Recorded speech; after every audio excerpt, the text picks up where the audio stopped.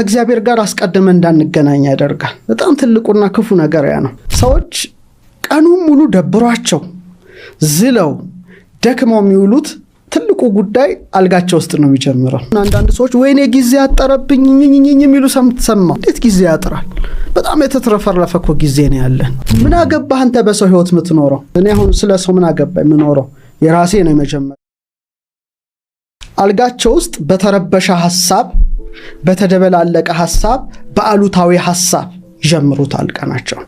አሁን ወደ አይምሮአችን የምናስገባው የመጀመሪያው ሐሳብ ቅድም ያልኩት ነቃሃሊዮ የሐሳብና ያንን ሐሳብ የመወሰን ጉዳይ ቀናችንን ሁሉ ሲመራው ይውላል እና ቀናችን ውስጥ ያለውን ድግግሞሽ ይመራል። በቃ ዙተራው ያ ነው። መጀመሪያ ሰው አልጋ ውስጥ ሆኖ የሚያስበው ሐሳብ አልጋው እኮ አልወረደም። ለምሳሌ አንዳንዱ ሰው ገና ከእንቅልፉ እንደነቃ ደግሞውን ነጋ ደግሞ ዛሬ ቀኑ ሙሉ አጨናናቂ ቀን ነው፣ ዛሬ ቀኑ ሲያደክም ብሎ ይጀምራል። ያለቀ በቃ። ምክንያቱም ውሸት አያውቅም። ይሄ ህግ እውነት ብቻ ነው።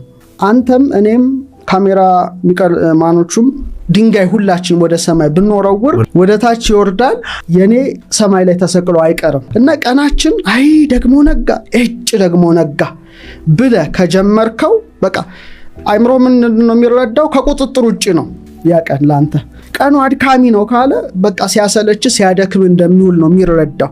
በቀጥታ ወደ ስሜት ይልከዋል ያን መልእክት። አንደኛ ቀኑ አስቀያሚ እንደሆነ፣ ቀኑ ደባሪ እንደሆነ፣ ቀኑ አሰልቺ እንደሆነ፣ ቀኑ በጣም በብዙ እንትኖች ማያምሩ ጉዳዮች እንደተሞላ ይነግረዋል ማለት ነው ሰውየው። ስለዚህ አንሶላ ውስጥ ነው ማሰብ የሚጀምር። ስለዚህ ወዲያው የጭንቀት ስሜት ይመጣል ማለት ነው። ትክክል ነው፣ ሲግናሉ ያ ነው። ስለዚህ ኮርቲሶል፣ እነዚህ የጭንቀት ሆርሞኖች ከፍ ይላሉ ገና አንሶላ ውስጥ ሆነ ነው። ወዲያው የልባችን መስክ ይዳከማል። እዛው ኤሌክትሮማግኔቲክ ፊልዱ ሽንችን ይላል። ያ ትልቅ እስከ 2-3 ሜትር የሚዘረጋው ኃይል ስብስብ ይላል። ምን ውስጥ? ገና አንሶላ ውስጥ በቃ። ስለዚህ ለመጨነቅ በሩ ይከፈታል። በቃ ቀኑ ሙሉ በቃ አስጨናቂ ቀን ነው ሲከብ የሚውለው። ስለዚህ ንዝረት ዝቅ ይላል። በቃ ይሄ ኃይል ዝቅ ይላል፣ ንዝረት ዝቅ ይላል፣ ምስጋና ይሞታል። ትልቁ የሰው ልጅ ጸጋ ማመስገን ነው። ምንም ነገር ቢሆን ማመስገን መቻል አለብህ፣ እንደ ኢዮብ ማለት ነው። ሁሉም ነገር ምስጋና እና ምስጋና አግዶ በማጉረምረም በማኩተምተም ቀን ተጀመረ ማለት። አምላክ ደግሞ የሚጠላው አጉረምራሚ ሰው፣ አኩተምታሚ ሰው በጣም መጥፎ ሰው ነው፣ አማራሪ ሰው በጣም። እስራኤሎች ለምሳሌ 40 ቀን ጉዞ 40 ዓመት ፈጀባቸው የሚሉት በማጉረምረም በማኩተምተም ላይ የተመሰረተ ያለ ማመስገን። ሙሴ እንኳን ድንጋዩን መጥቶ ነው ውሃና አመስግኖ ነው የሚሰጣቸው። አንድ ቀን ሳያመሰግን ድንጋዩን መታና ጠጥቷል። አትገባም፣ ምድረ ርስት አትገባም ተባለ። ለምን? ስላላመሰገንክ ነው። እና የሚያጉረመርም ሰው ቀን ሁሉ በጣም የጨፈገገ ከመለኮታዊ ጸጋ የተላቀቀ ይሆናል ማለት ነው። አንሶላ ውስጥ ነው የሚጀምረው ትልቁ ጉዳይ፣ በቅዱስ ሐሳቦች መጀመር ገና አንሶላ ውስጥ እያለ። ይሄ እኔም ማደርገው ነው፣ አብዛኛውን ጊዜ ማደርገው ነው።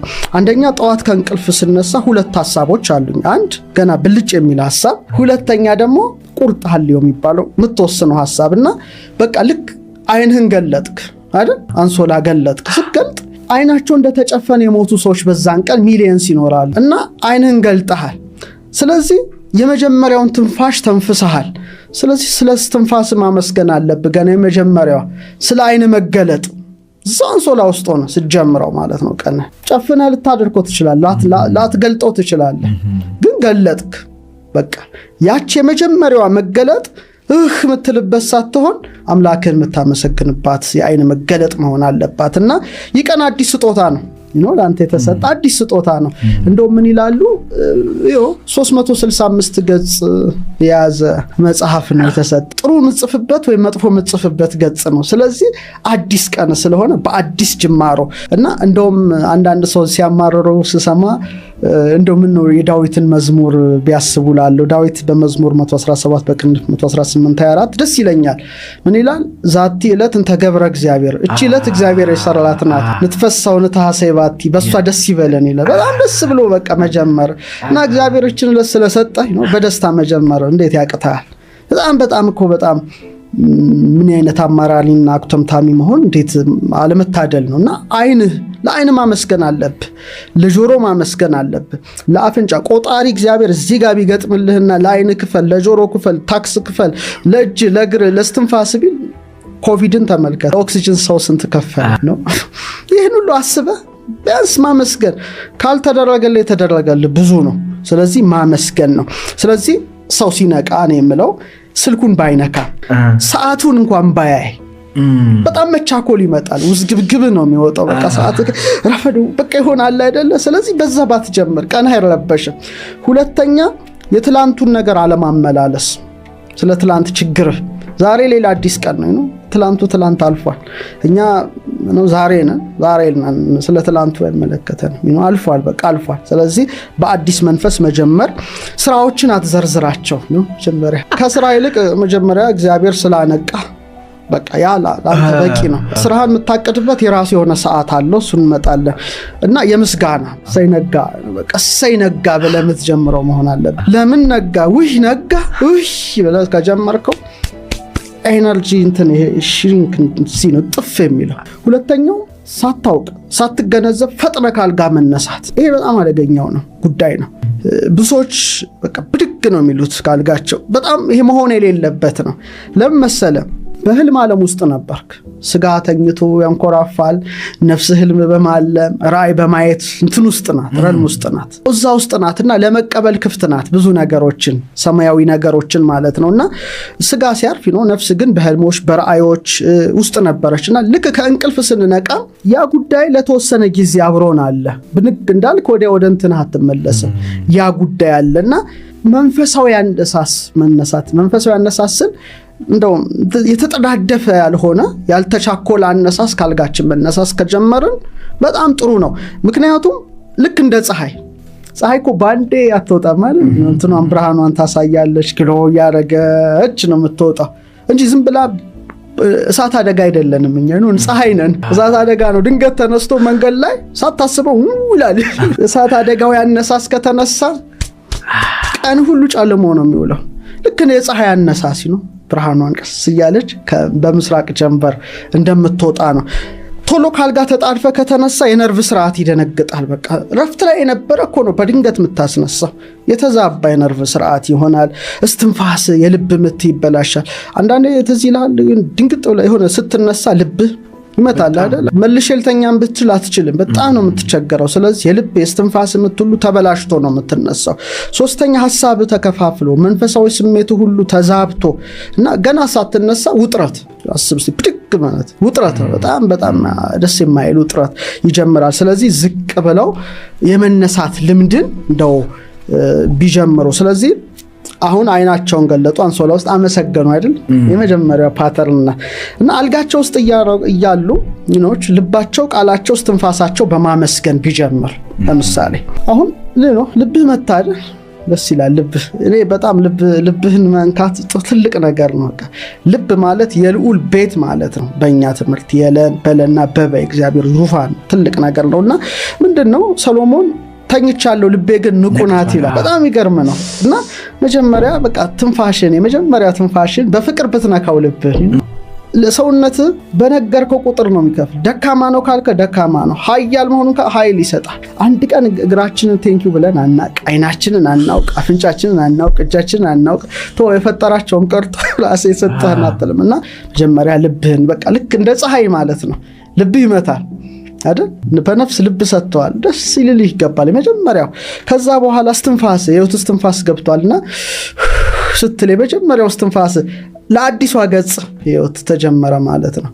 እስትንፋስን ተወስዳልና እዛ ሆነ ጌታ ሆይ ስላነቃኝ አመሰግንሃለሁ። ዳዊት የሚለው ነገር አለ።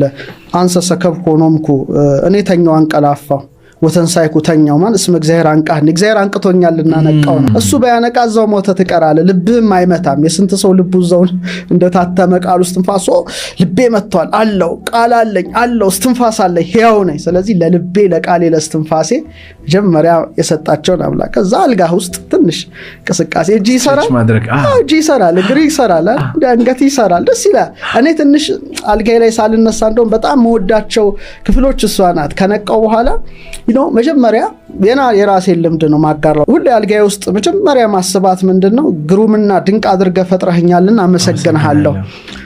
እዛ ውስጥ ትንሽ እንደነቃው ምን አስባለሁ አልፋ እግዚአብሔር እንዴት ጣቶቼን በጣም ደስታለሁ ኮዶቹ ይገቡኛል ጣት 10 ለምን ሆነ መዳፉ ምንድነው 22 የራስ አጥንት 33 ቨርተብሬ እዚህ ውስጥ የሚፈሰው ፈሳሽ ግሬ እጄ በቃ ዲኤንኤ 6 ቢሊዮን ፊደሎች ምናምን ሁሉ ይታኛል ግሎ ያደረጉና ትንሽ ደቂቃ እሷን አስቤ ስነሳ እንዴት ደስ እንደሚለኝ በቃ አምላክ እንዴት አርጎ እንደሰራና በሳተተኛ ደግሞ የሞት እንቅልፍ ሳይወስድ መንቃት ዛኑ ልክና ያ የመጀመሪያው ናትና ትንሽ ፈገግ ማለት ሰሎሞን ምሳሌ 17:22 ደስ ያላት ልብ መልካም መድኃኒት ናት ያዘነች ነፍስ ግን አጥንትን ታደርቃለች አዝነ ከተነሳ አጥንት ደርቆ ነው የምትነሳው ስለዚህ ለዛሬው ቀን ትንሽ ፈገግ ብለህ ነው ደስ አይልም ብቻህን እኮ አምላክን ማመስገን ነው ይሰማዋል ያንተ ደስታ ውስጦች እሱ ይሰማቸዋልና ሶስተኛ ካልጋችን ወረድን አሁን እንግዲህ ይሄ ሁሉ አልጋ ውስጥ ያለኩ ጉዳይ ነው ካልጋ ስትወርድ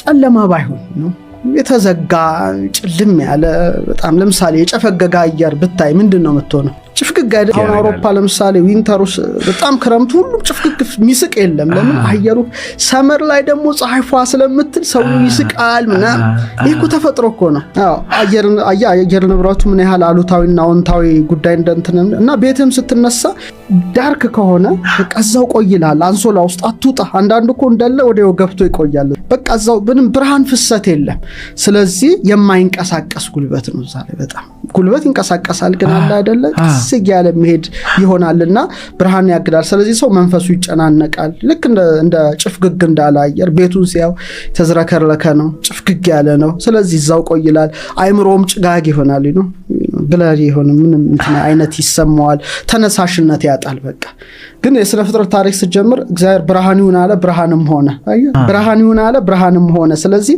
ቶሎ ምንድነው ማድረግ ያለብን መጋረጃም ካለ መክፈት ነው መጀመሪያም ታረጋው አሁን ስልክ ውስጥ በጣም መጥፎ ነገር ነው ፓተርኑ ልክ ነቃ አይደል መጋረጃን ተከፍታለህ ነው ፀሐይን ማየት ትንሽ ላይቷን ሳይበዛ ነፋስ እንዲገባ ማድረግ ኃይል ነው የምታስገባው የተዘጋው ማለት ምን ሆነ ማለት ነው ተከፈተ ማለት ነው ከዛ አምስተኛውና ትልቁ ሰው እየተጎዳበት ያለው ስልኩ ነው እኔም አንተም ሁላችንም ጨምሮ እጅግ በጣም እየገደለን ያለ ጉዳይ ነው እንግዲህ የራሳችን ውሳኔ ነው ከዚህ በኋላ እና ስልክን ማራቅ አለብህ ስትነቃ አብዛኞቻችን እዛችሁ ስር ነው ያለችውና ቶሎ ብለህ ስልክህን ነው የምትይዘው ምንድነው የሚያመጣብን ጉዳይ መሰለ ማይከለነቂ ሆነው የሚባላል በመንቃትና በመተኛት መካከል ነው ከእንቅልፍ ምንነቃው ብንናለን እና አይምሮአችን ቀደም እንዳልኩት ወዲያው ክፍት ነው ሁሉንም ነገር ለመቀበል ምክንያቱም በመተኛት በመንቃት መካከል በነፍስ በስጋ ውህደት መካከል ያለህ ነው ያን ሰዓት ስትተኛ ነፍስ ግን ልብ ነቅታለች ስጋ ነው የሚያንኮራፋው ሰሎሞን እንዳለው ስለዚህ ስልክህን ወዲያው አነሳ ማለት ወዲያውኑ የኤሌክትሮማግኔቲክ ጨረር ነው የሚገባው በተከፈተችው ደጃፍ ገናና ለመቀበል ዝግጁ ነው ህልም ዓለም ውስጥ ነው ምናምን ዓለም ውስጥ ትንሽ የተለየ ነው የሌሊቱ መዋቅር ከቀኑ ይለያል ምክንያቱም ህልም ሌላ ነው ራእይ ሌላ ነው ብዙ ትንሽ ረቀቅ ያሉ የነፍስ ጉዳዮች ናቸው ስለዚህ ወዲያው ስታነሳ ይሄን ስልክን ኤሌክትሮማግኔቲክ ጨረር ገባ ማለት ነው እና ደሞ ስከፍተው ወዲያው የተላከለ ኖቲፊኬሽን ሲንጫጫ በጣም ነው የሚረብሸው ነው አሁን ምን አትወድም ብባል ስልክ ነው ስልክ ሰው ራሱ ባይደውልልኝ እመርጣለሁ በጣም ነው መጣላው ሲደወልም ሳይም እንደው ቢያንስ በሳምንት እንደው 10 ደቂቃ ብጠቀም አልችልም እንጂ እስከ መመርጥ ደርሻለሁ ይረብሻል ኖቲፊኬሽኑ ሜሴጁ ምናምኑ ሲገባ በቃ የተረባበሸው ነው ገና ኮኔክት አዲስ ገጽ ነው የተሰጠ ከእግዚአብሔር የተሰጠ አዲስ ገጽ ነው አሁን ደግሞ ያልከው በማህበራዊ ሚዲያ የሚመጣው ያልተጣራ ዜና በቃ ይረብሻል ምን አገባህ አንተ በሰው ህይወት የምትኖረው የራስን ሳትኖር በሰው ህይወት ትጀምራለህ ታሪክ በሰው ህይወት ጀመርክ ህይወትን አከተመ ያንተ ህይወት አይደለም ቀኑ ሙሉ ስለዛ ሰው ስለታስብ ነው የምትኖረው የሞትክ ማለት ነው እዛ ላይ በቃ አንተ ቀን አይደለም ያ ገጽ የሌላ ሰው ገጽ ነው ባንተ ደብተር ላይ ሌላ ሰው ነው የተጻፈው ይሄ በጣም ወሳኝ ነው ሁለተኛ ሞባይል የአእምሮ ሂደት ያዛባል እንዴት መሰለ በመንቃት ውስጥ የቴታና የአልፋ ሞገድ ነው ራእይ ተመስጦ ምክንያቱም የአልፋ ዌቭ የቴታ እንደምናየው ሞር ከራእይ ጋር የተያያዘ ነው ከምንድነው ከግኝት ጋራ መንፈሳዊ ግንዛቤ ያዘ ነው ልክ እንቅልፍ ላይ ልክ ደግሞ የስልክ ስክሪን ገና እንዳየኸው የቤታ ሞገድ ነው። በቃ አለቀ። ፈጣን ሽግግር። አንተ እስቲ ኢማጂን ከአልፋ ወደ ቴታ በቴታና በአልፋ ሞገድ መካከል ውስጥ ሆነ በድንገት ብሬን ቤታ ውስጥ መግባት ማለት ነው። በጣም ለምሳሌ አንተ ኤሊየን ከተማ እንደመግባት ማለት ነው። ኢንስታግራም ከመክፈት፣ ፌስቡክ ከመክፈት፣ ቲክቶክ ከመክፈት ልባችን መክፈት። እኔ አሁን ስለ ሰው ምን አገባኝ? የምኖረው የራሴ ነው የመጀመሪያ ህይወት አይደል? እና ለዚህ ነው ሰው ገና ረብሾ ይውላል። ሶስተኛው ስልክ ከእግዚአብሔር ጋር አስቀድመን እንዳንገናኝ ያደርጋል። በጣም ትልቁና ክፉ ነገር ያ ነው። ስልክን በያዝንበት ቁጥር ትኩረታችን ከመለኮታዊ ወደ ዲጂታል አምላኩን ሳያመሰግን እንዴት ሌላ እንትን ይዛል? ያነቃውን አምላክ በጣም ትልቅ እና ደግሞ በዛው ልክ ያማረራል እኮ ትልቅ ቅዱስ እንደሆነ ሆኖ ያኩተመተማል ያ ሰው በራሱ ወጥመድ ውስጥ ገብቶ ማለት ነው። ስለዚህ ሰው ቅድም እንዳልከው በሌሎች አስተያየት አይደል ስለ ሌሎች አስብ ስትገልጽ ሌላ ዜና ሌላ ምናምን። ስለዚህ የራስ ጊዜ የለምና መጀመሪያ ማለት ግን ጌታ ሆይ ዛሬ ለኔ ፈቃድ ምንድነው ብላን አንጠይቅ። በሰው ታሪክ ትጀምራለህ፣ በማን አክተር በማን ዜና በማያገባህ ቃለም ሄደ። ግን ለአንተ እግዚአብሔር ዛሬ ያዘጋጀው ምንድነው አልጠየቅከው። አንተ ዲጂታሉ ዓለም ነህ እንጂ መንፈሳዊ ዓለም ውስጥ የለምና አጎንብሰህ ትውላለህ። ቀና ማለት አትችልም። ቀና ሙሉ አሁን በቃ ድሮ ወደ ሰማይ ሰው የሚያይበት ጊዜ ነበር። አሁን ግን ጎንብሶ ቲክቶኩ ሚኑ ፈዞ አንዳንዱ እዛው አልጋ ውስጥ ይቀልጣል። እዛው ሳይነቃ እዛው በቃ እንትን ሲል ሰው እንግዲህ አጎንብሶ እንደዚህ ይውላልና ቀና ስልክ ወደ ሰማይም እንዳናንጋጥጥ አድርጎናል። ወደ መለኮታዊ ጸጋ ወደ ስጦታው በቃ በሰው ዜና በሰው ህይወት የራሱን ሳይኖር ይሞታል። ታሪክ የለው በሰው ታሪክ ነው የኖረው። ገሊት ምን በላች እኔ ምን አገባኝ? ምን ይመለከተኛል? አሁን መጀመሪያ ራስህን ነው ኤነርጂ ነው። ተፈጥሯዊ የነርቭ ስርዓታችን ይዛባል። በቃ ጭንቀት ነው የመጀመሪያው እንትን ስልክ ጭንቀት ነው የሚመጣ። ቸኩል ምናምን ፍጠን ብረር የሆነ የተረባ አሁን ደግሞ ቲክቶክን ተመልከተ ስለሆነ ምንም የምትይዘው ነገር የለም። አይምሮ ይዛባል። ካንዱ ውጥረት ወደ ሌላው ውጥረት፣ ካንዱ ውጥረት ወደ ሌላው ውጥረት በቃ ተወጥረቱ ላለ ይሄ በጣም እንደው ስልካችንን ማራቅ ብንችል ለራስ ጉዳይ ነው። ከዛ ስድስተኛው ከስልክ ምናምን ከተለየ በኋላ አልጋ ውስጥ አየን፣ ካልጋ ወረድን፣ መጋረጃ ከፈት፣ ፀሐይ ፊታችን ታጥበን ጠዋታችንን በምስጋና መጀመር